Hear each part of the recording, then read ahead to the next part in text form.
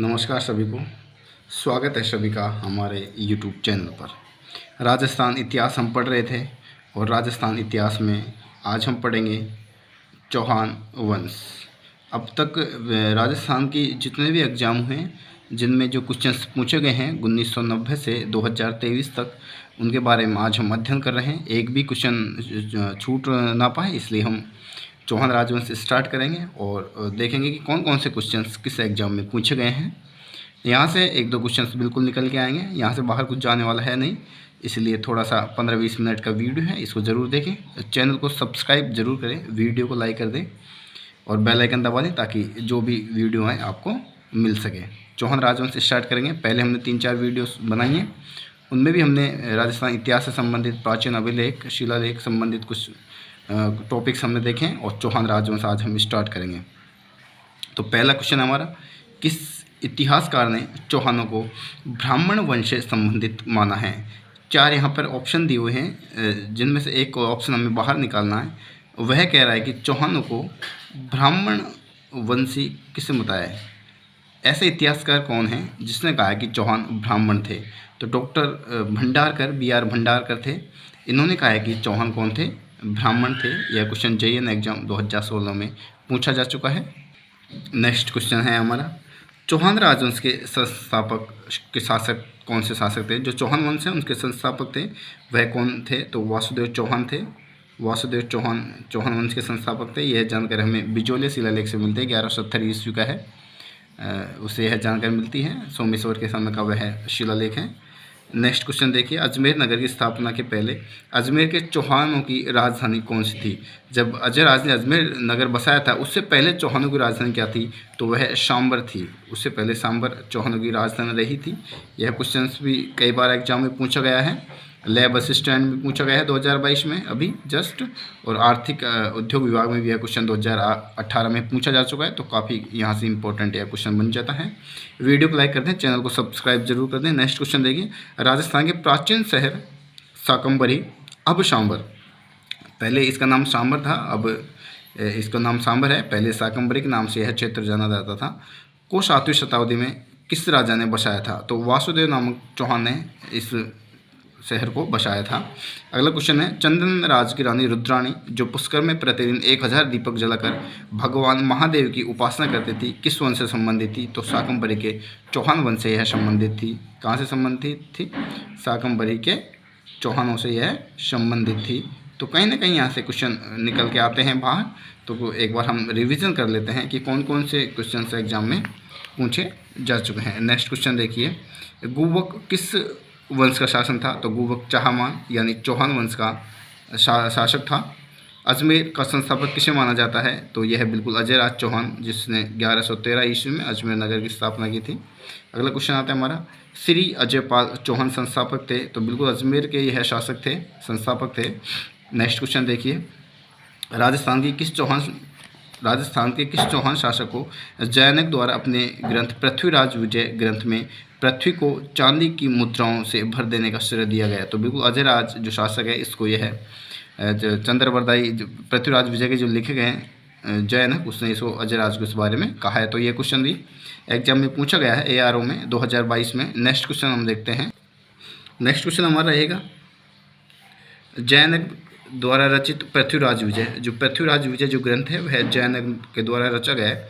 में एक शासक की प्रशंसा में लिखा है कि उसने पुष्कर पर आक्रमण करने वाले 700 चालुक्यों को मार गिराया। निम्न में से उस शासक का नाम बताइए। तो पृथ्वीराज प्रथम उस शासक का नाम हो जाएगा, पृथ्वीराज प्रथम उस शासक का नाम हो जाएगा। यह क्वेश्चन भी 2022 में पूछा गया है।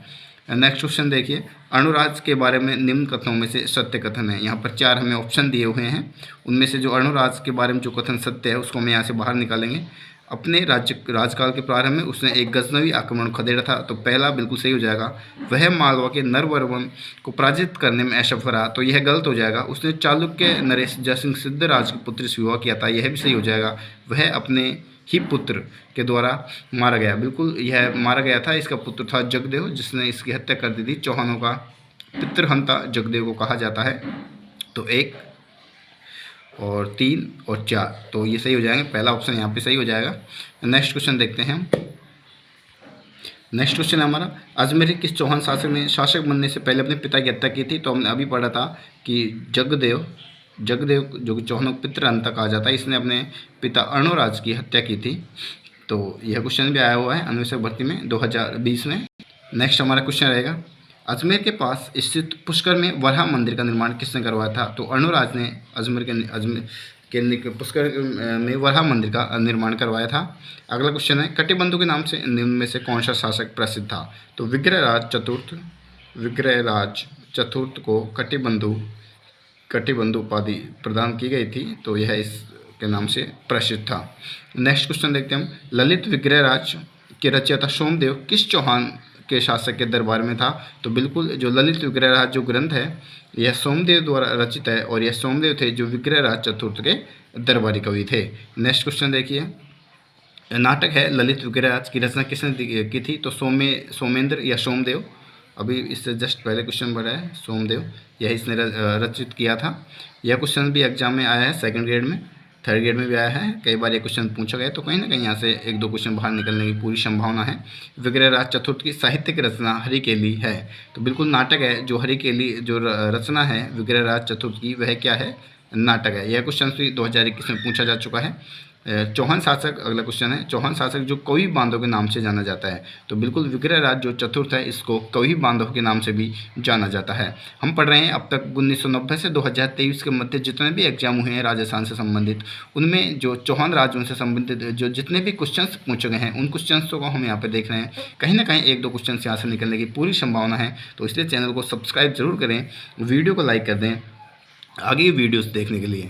अगला क्वेश्चन हमारा, किस चाहमान चौहान शासक ने 12वीं शताब्दी ईस्वी में बीसलपुर की स्थापना की थी? तो विग्रहराज चतुर्थ ने बीसलपुर की स्थापना की थी। यह क्वेश्चन भी 2018 में पूछा जा चुका है राजस्थान पुलिस में।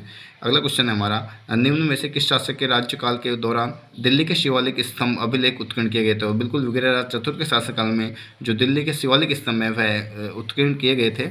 यह क्वेश्चन भी RS 2015 में पूछा जा चुका है, तो कहीं ना कहीं से इंपॉर्टेंट यहाँ से क्वेश्चन निकलने की पूरी संभावना है।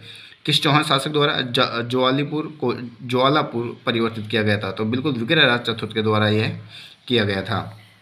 अगला क्वेश्चन है, विख्यात स्मारक 2.5 दिन का झोंपड़ा या तत्कालिक संस्कृत महाविद्यालय का निर्माण किसके द्वारा करवाया गया था? तो बिल्कुल विग्रहराज चतुर्थ के द्वारा यह निर्माण कार्य करवाया गया था। अगला क्वेश्चन हमारा, 2.5 दिन का झोंपड़ा मूलतः था, 2.5 दिन का झोंपड़ा है वह क्या था? तो बिल्कुल 2.5 दिन का झोंपड़ा है वह क्या था? संस्कृत कॉलेज थी। क्या थी? संस्कृत कॉलेज थी 2.5 दिन का झोंपड़ा। यह क्वेश्चन भी एग्जाम में पूछा जा चुका है, JN भर्ती एग्जाम में 2022 में यह क्वेश्चन पूछा जा चुका है। तो नेक्स्ट क्वेश्चन हम देखेंगे, उस स्मारक का नाम बताएं जिसे 1198 ईस्वी में सुल्तान मोहम्मद गौरी ने एक मस्जिद में परिवर्तित करवाया था। तो बिल्कुल 2.5 दिन का झोंपड़े को क्या किया?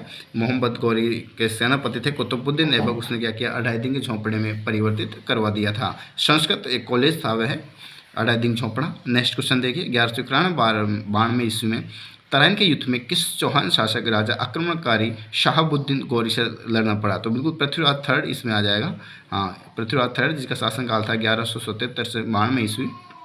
यह इस मोहम्मद गौरी और इसमें युद्ध हुए थे दो। तराइन का युद्ध पहले युद्ध में पृथ्वीराज चौहान जीत जाता है, लेकिन सेकंड युद्ध में यह हार जाता है। नेक्स्ट क्वेश्चन देखिए, सुल्तान मोहम्मद गौरी वर्ष 1191 में किससे पराजित किया, लेकिन 1192 ईस्वी में उसे हार गया? तो बिल्कुल यहाँ पे आ जाएगा पृथ्वीराज थर्ड। नेक्स्ट हमारा, किस चौहान शासक को 1192 ईस्वी में तराइन का दूसरा युद्ध लड़ना पड़ा? तो बिल्कुल पृथ्वीराज थर्ड। नेक्स्ट क्वेश्चन हमारा, पृथ्वीराज तृतीय और मोहम्मद गौरी के मध्य कितने युद्ध लड़े? तो बिल्कुल यहाँ पे दो युद्ध हो जाएंगे, 1191 और 92 ईस्वी। 1191 में पृथ्वीराज जीता, 92 में हारा। बिल्कुल ये सारे क्वेश्चन एग्जाम में आए हुए हैं, एक भी क्वेश्चन ऐसा नहीं है तो एग्जाम में नहीं आया होगा वो, तो कहीं न कहीं से यहाँ से क्वेश्चंस निकलने की काफ़ी संभावना है। चैनल को सब्सक्राइब जरूर कर लें। नेक्स्ट क्वेश्चन देखिए, इनमें से किस वर्ष तराइन का प्रथम युद्ध लड़ा गया? तो 1191 ईस्वी में तराइन का प्रथम युद्ध हुआ था। नेक्स्ट क्वेश्चन हमारा, तराइन का द्वितीय युद्ध लड़ा गया था? तो बिल्कुल मोहम्मद गौरी और पृथ्वीराज चौहान के मध्य है लड़ा गया था। पृथ्वीराज चौहान और प्लस मोहम्मद गौरी के मध्य यह युद्ध लड़ा गया था। नेक्स्ट क्वेश्चन देखिए, कौन सा किला महान चौहान शासक पृथ्वीराज चौहान तृतीय ने बनवाया था? तो बिल्कुल किला राय पिथौरा है जो पृथ्वीराज चौहान तृतीय ने यह किला बनवाया था। यह क्वेश्चन भी एग्जाम में पूछा जा चुका है राजस्थान पुलिस में। नेक्स्ट क्वेश्चन देखिए, कौन पृथ्वीराज चौहान तृतीय का दरबारी विद्यमान नहीं था। 4 ऑप्शन दिए हुए हैं, एक ऑप्शन को बाहर निकालना है। जो पृथ्वीराज चौहान थर्ड है उसका दरबारी कवि नहीं था। तो विद्यापति गौड़ दरबारी कवि थे, वागीश्वर और जनार्दन भी थे, विश्वरूप थे, लेकिन जो सारंगधर हैं यह पृथ्वीराज चौहान के दरबारी कवि नहीं थे। नेक्स्ट क्वेश्चन देखिए, पृथ्वीराज चौहान का दरबारी कवि कौन था। 4 ऑप्शन दिए हैं, यहाँ पे पूछाएगी कौन दरबारी कवि था, और पिछले क्वेश्चन में पूछा गया था कि कौन दरबारी कवि नहीं था। तो कहीं न कहीं क्वेश्चन यहीं से आगे पीछे से उठकर एग्जाम्स में पूछे जाते हैं, तो थोड़ा सा ध्यान से देखिए।